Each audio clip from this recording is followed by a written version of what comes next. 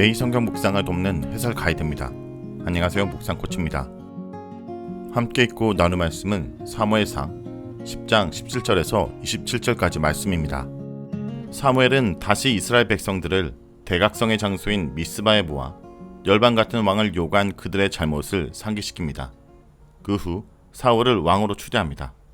이에 사울은 진보다리 사이에 숨지만 백성들은 한호합니다. 17절에서 21절 읽겠습니다. 사무엘이 백성을 미스바로 불러 여호와 앞에 모으고 이스라엘 자손에게 이르되 이스라엘 하나님 여호와께서 이같이 말씀하시기를 내가 이스라엘을 애굽에서 인도하여 내고 너희를 애굽인의 손과 너희를 압제하는 모든 나라의 손에서 건져내었느니라 하셨거늘 너희는 너희를 모든 재난과 고통 중에서 친히 구원하여 내신 너희 하나님을 오늘 버리고 이르기를 우리 위에 왕을 세우라 하는도다. 그런즉 이제 너희 지파대로 1000명씩 여호와 앞에 나아오라 하고 사무엘에 이어 이스라엘 모든 지파를 가까이 오게 하였더니 베냐민 지파가 뽑혔고 베냐민 지파를 그들의 가족별로 가까이 오게 하였더니 마드리의 가족이 뽑혔고 그 중에서 기스의 아들 사울이 뽑혔으나 그를 찾아도 찾지 못한지라. 비공식적으로 사울을 왕으로 선택하고 그가 왕이 될 마음의 준비와 영적인 준비가 끝나자 사무엘은 이스라엘 백성을 미스바로 불러 여호와 앞에 모이게 하였습니다. 미스바는 7장에서 사무엘이 취임한 이후에 이스라엘 백성을 하나님께 돌아오게 하기 위해 공식적인 모임을 가진 장소입니다. 미스바가 당시 종교적, 정치적으로 중요한 역할을 하는 도시였음을 알 수 있습니다. 이스라엘 자손이 모두 미스바에 모이자 사무엘은 하나님의 선지자로서 이스라엘 백성들에게 하나님의 말씀을 전합니다. 이스라엘의 하나님 여호와께서 이같이 말씀하시기를 이라는 문구는 선지자들이 하나님의 말씀을 전하는 전형적인 표현으로 이 문구 다음에는 하나님께서 1인칭 하자로 직접 말씀하시는 것이 나옵니다. 그러므로 이 문장 다음에 나오는 나는 하나님을 가리킵니다. 하나님께서는 왕을 세우라는 말을 하시기 전에 내가 너희를 애굽인의 손과 너희를 압제하는 모든 나라 손에서 건져내었다라고 말씀하십니다. 표면적으로 출애굽과 가나안 정복 사건을 요약적으로 말하고 있지만 이렇게 역사적 사건을 언급하시는 진짜 이유는 하나님이 지금까지 이스라엘이 왕에게 바라는 모든 일, 즉 적들의 손에서 구원하는 일을 신실하게 하신 이스라엘 진정한 왕이라는 것입니다. 즉 내가 너희의 진정한 왕이라고 말씀하시는 것입니다. 이 말에는 하나님의 섭섭한 마음이 담겨 있습니다. 이런 하나님의 마음을 19절에서 사무엘이 조금 더 자세히 설명하는데 하나님은 모든 재난과 고통 중에서 친히 구원하신 이스라엘의 하나님이라고 말씀하십니다. 이것은 출애굽이나 가나안 정복 사건 말고도 이스라엘이 어렵고 힘들 때 하나님은 언제나 보호해 주시고 구원해 주시는 왕이셨다라는 것입니다. 그러고 나서 지금 임금왕을 뽑는 행동이 하나님께는 어떤 의미의 행동인지 분명히 알려주십니다. 왕을 세우는 것은 그들의 왕인 여호와를 거부하는 행동이라는 것입니다. 여기서 왕정제도에 대한 하나님의 관점을 보여줍니다. 왕정제도에 대해 하나님은 조건적 간용을 베푸신 것입니다.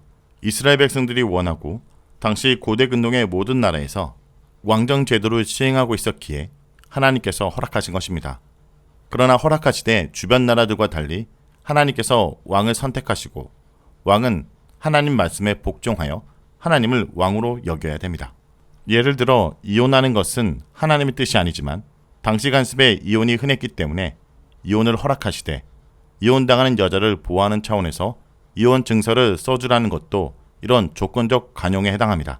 이렇듯 인간에게는 하나님께서 베풀어 주신 은혜와 사랑을 잊고 눈에 보이는 힘과 권력을 쫓는 속성이 있고 이런 모습을 보면서 하나님은 우리에게 서운함을 느끼십니다. 하나님의 신경을 설명한 후에 사무엘은 드디어 왕을 뽑는 의식을 시작합니다. 방법은 먼저 12지파 중에서 한 지파를 뽑고 그 다음 부족 단위에서 한 부족을 뽑고 그 다음 가족별로 뽑고 그 중에 한 사람을 제비로 뽑는 방식을 택하였습니다. 제비 뽑기 방식은 구약에서 하나님의 뜻을 알 수 있는 가장 흔한 방법으로 여호수아서에서도 땅을 나눌 때도 제비 뽑기 방식을 사용하였습니다.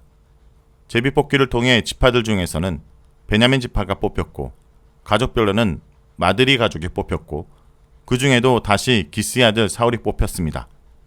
원래 하나님께서 선택하신 사람이 제비뽑기를 통해 공식적으로 뽑히게 된 것입니다. 하지만 결과를 미리 알고 있었던 사울은 사람들의 눈을 피해 숨었습니다. 이런 모습은 사울이 아직도 왕이 되는 것에 대해 매우 부끄러워하는 겸손한 모습을 가지고 있었다는 것을 나타냅니다. 다음은 22절에서 27절 읽겠습니다. 그러므로 그들이 또 여호와께 묻되 그 사람이 여기 왔나이까? 여호와께서 대답하시되 그가 진보다리들 사이에 숨었느니라 하셨더라. 그들이 달려가서 거기서 그를 데려오매 그가 백성 중에 서니 다른 사람보다 어깨 위만큼 컸더라. 사무엘이 모든 백성에게 이르되 너희는 여호와께서 택하신 자를 보느냐? 모든 백성 중에 짝할 이가 없느니라 하니 모든 백성이 왕의 만세를 외쳐 부르니라. 사무엘이 나라의 제도를 백성에게 말하고 책에 기록하여 여호와 앞에 두고 모든 백성을 각기 집으로 보내매 사울도 기브와 자기 집으로 갈 때 마음이 하나님께 감동된 유력한 자들과 함께 갔느니라. 어떤 불량배는 이르되 이 사람이 어떻게 우리를 구원하겠느냐 하고 멸시하며 예물을 바치지 아니하였으나 그는 잠잠하였더라. 사람들이 사울을 찾기 위해 여기저기를 찾으러 다녔지만 찾지 못하자 다시 하나님께 그 사람이 여기에 왔는지 질문합니다. 그러자 하나님께서는 그가 진보다리 사이에 숨어 있다고 말씀해 주십니다.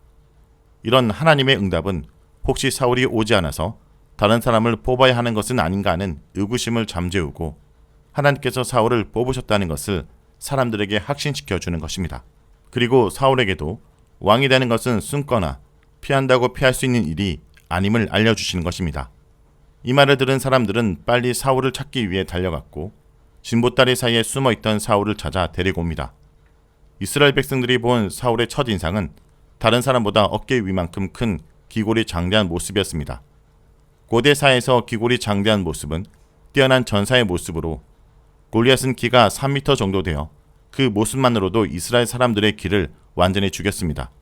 그리고 9장 2절에서 사울의 외모는 키가 클 뿐 아니라 매우 준수했다고 말하고 있는 것으로 보아 사울은 이스라엘 백성들이 왕으로 세워도 될 만큼 든든하고 호감이 가는 인상을 가지고 있었습니다.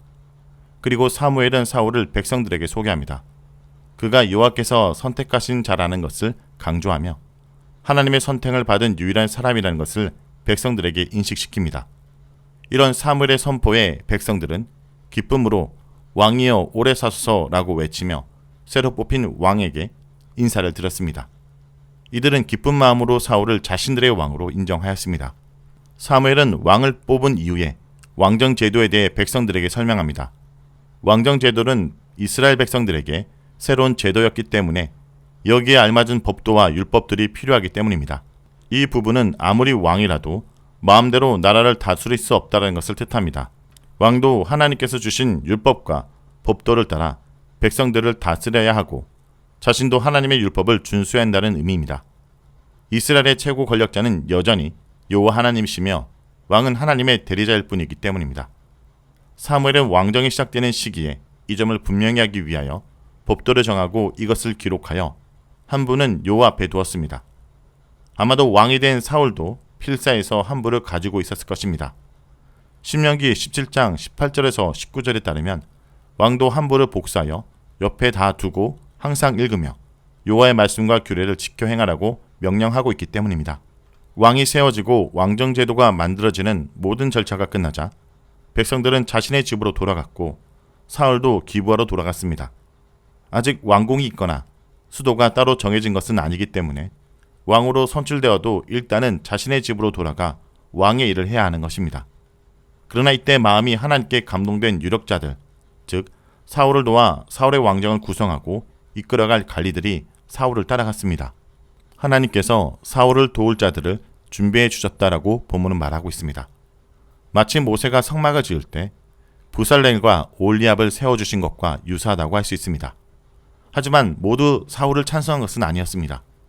사울을 반대하는 사람들이 있었는데 본문은 이들을 불량배, 즉 벨리알의 자식들이라고 부르는데 이것은 하나님의 뜻에 순종하지 않는 무가치한 사람들 혹은 악한 사람들을 일컫는 말로 사울을 멸시하고 왕으로 인정하지 않는 사람들을 매우 부정적으로 평가하고 있습니다. 이들은 하나님의 선택을 인정하지 않는 자들이기 때문입니다.